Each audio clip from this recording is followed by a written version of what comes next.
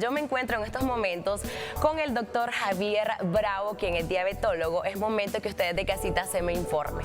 Más si usted padece de esta enfermedad que es bastante común en nuestro país, la famosa diabetes o azúcar alto en la sangre. Si usted tiene algún familiar por ahí que es diabético, ya está medicado, tiene antecedentes familiares, ¿sabía usted que puede prevenir que usted también logre poseer esta enfermedad? Y es por eso que el doctor el día de hoy nos trae una serie de recomendaciones para que usted tome mucha atención. Muy buenos días, doctor, ¿cómo está? Bien, gracias a Dios, Dania, ¿verdad? Por un día más de vida, trayendo temas de interés en la población. Cuando hablamos de diabetes, hablamos de una enfermedad crónica que avanza a paso agigantado.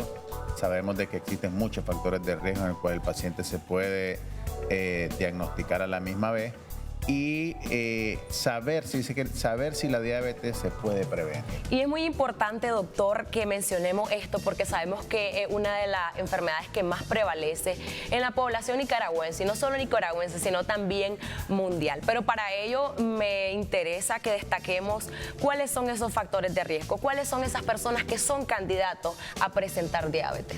Claro, recordemos que los pacientes diabéticos en su momento se pueden diagnosticar como pacientes diabéticos tipo 1 y tipo 2, ¿verdad? Que el paciente tipo 1, que sea menores de 20 años, en la etapa infantil, en la etapa juvenil, que ya se diagnostica meramente y que ese paciente tiene un déficit meramente en la producción de insulina y por lo tanto debe utilizar insulina.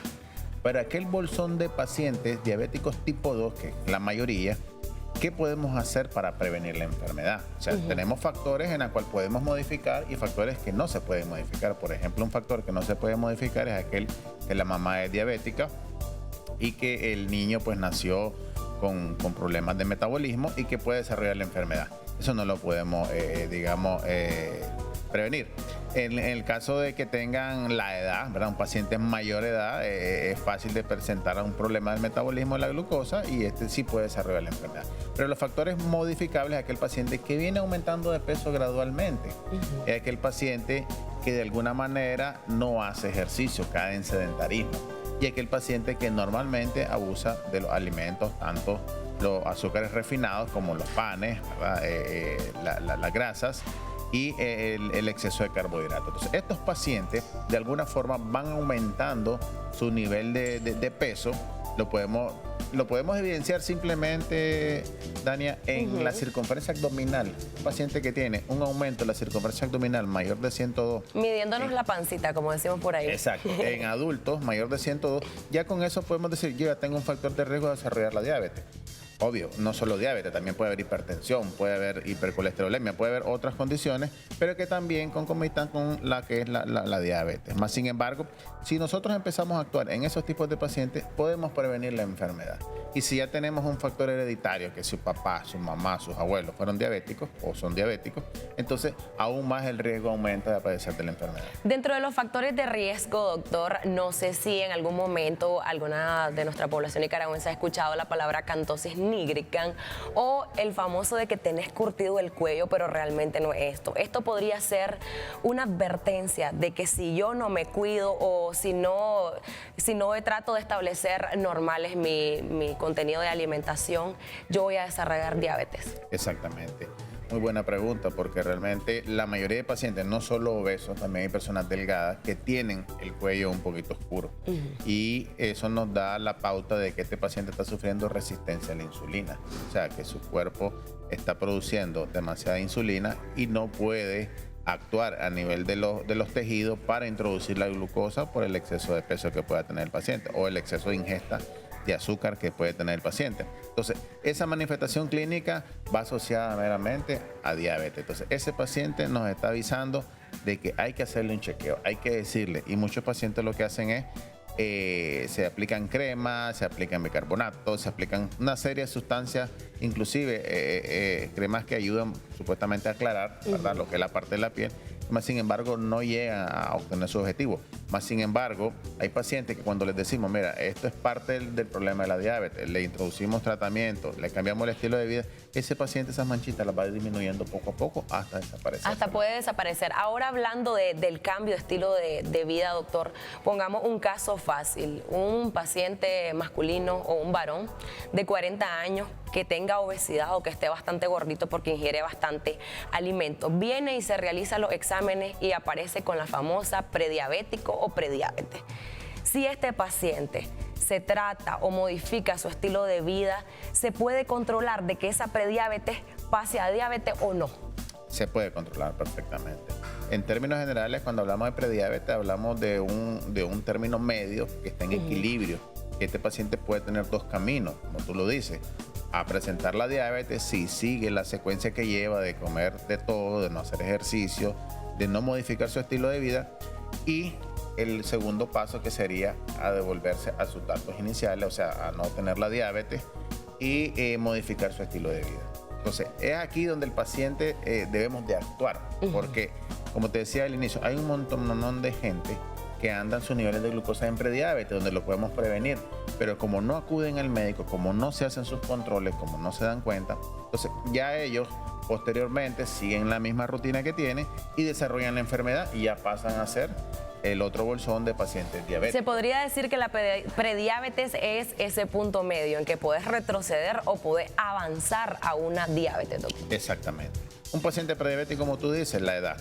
Lo segundo, el sedentarismo, la ingesta calórica abundante y lo que es la parte del sobrepeso. Entonces, todos estos pacientes que tengan estas características son prediabéticos hasta que no se demuestre lo contrario. Claro, le tomamos el nivel de azúcar, entonces tal vez le sale normal, pero podemos hacer una glucosa postprandial o una hemoglobina glicosilada y podemos determinar, porque no solamente la glucosa en ayunas nos va a dar un parámetro, también hay varios parámetros que nos ayudan a identificar.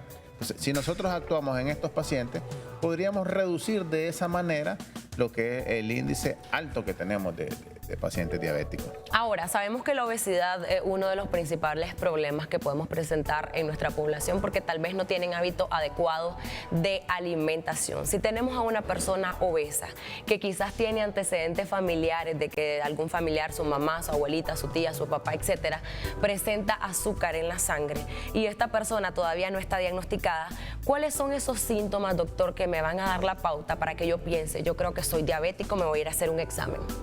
Fíjate que es sencillo, cuando el paciente ingiere demasiada glucosa, esa actúa, va a nivel mucho intestinal, dulce. Exacto, va a nivel intestinal, se metaboliza, entonces viene el páncreas, produce demasiada insulina para que la glucosa que está en sangre logre eliminarla. Pero ¿qué pasa? Para poderla eliminar va a vía renal y empieza a eliminarse. Y consigo arrastra agua y de esa forma entonces el paciente tiene orinadera abundante. Entonces, y lo pueden confundir con una infección renal porque dicen estoy yendo al baño a cada rato a orinar. Es correcto. Entonces, como consecuencia de eso, el paciente cae en deshidratación y empieza a ingerir bastante agua, que ya sería su segundo síntoma.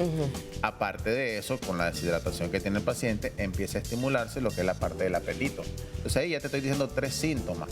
La pérdida de líquido, que en este caso se conoce como poliuria, el aumento de la sed, que sería la polidixia, y la polifagia, que en este caso sería el aumento del apetito. Y algo que también he escuchado bastante, doctor, en pacientes diabéticos, es que les da mucho sueño. Exactamente, mucho sueño y a la misma vez pierde el peso con facilidad. Y es la causa principal porque el paciente llega a la consulta, doctor, mira, he perdido casi 20 libras en un mes, 40 libras en un mes. Y no sé por qué. No sé por qué. Pero ya tenía factores de riesgo, pero no se hizo caso. Hasta que ya está la enfermedad instaurada, es que ya el paciente acude. Y deberíamos de actuar de otra manera. Es decir, buscar al médico, detectarse los factores de riesgo en ese momento, identificar la enfermedad. Ahora, algún aspecto bastante importante que me gustaría que resaltemos, doctor. Si, por ejemplo, yo tengo familiares o tengo esa predisposición genética a padecer diabetes o azúcar en la sangre, pero no presento ningún síntoma, este caso se puede dar de que no tenga ningún síntoma, pero sí estoy cursando con cifras altas de azúcar en la sangre. Así es. Hay pacientes que pueden tolerar niveles altos de glucosa, hay pacientes que son poco sensibles para tolerar la glucosa, es decir, un paciente puede tener 200 y no tener nada de síntomas, un paciente puede tener 100 y sí tener síntomas. Y te voy a poner un ejemplo, cuando nosotros, como lo que tú decías ahí al inicio, cuando tenías el problema del vehículo y que casi pasa algo por ahí, entonces imagínate un paciente, los pacientes, van y llevan su vehículo cada 6 meses porque tienen un kilometraje tanto y uno tiene que hacer un chequeo porque si no te puedes quedar en la calle. Entonces, ¿qué pasa con los pacientes o con las personas? ¿Por qué no se hace y se programa un chequeo por lo menos de 3 o 2 veces al año para valorarse meramente cómo están sus niveles. Así de como glucosa. chequeamos el auto, también nos tenemos que chequear nosotros. Y para todas esas personas, doctor, que quieren atención médica especializada, si padecen de diabetes o están con sospechas, ¿cómo lo podemos contactar? ¿Dónde lo podemos encontrar? Claro, mi número de teléfono pues siempre lo ponemos en pantalla, pero se lo voy a dictar: 892-27508, 892-27508. Estoy ubicado de la Plaza Julio Martí, una cuadra arriba, en la colonia Periodista. Y también atiendo con gusto pues allá en el Centro de Salud Carlos Lacalle Manzanares para todos aquellos pacientes crónicos que les llevo su seguimiento pues y ahí. Y que tienen que ir a su cita. Exactamente. Así Muchísimas gracias, doctor Javier Bravo, por este tema tan interesante. Espero, amigo televidente, que haya puesto mucha atención y recuerde, ante cualquier síntoma, lo más importante es que usted vaya a lo inmediato con el especialista.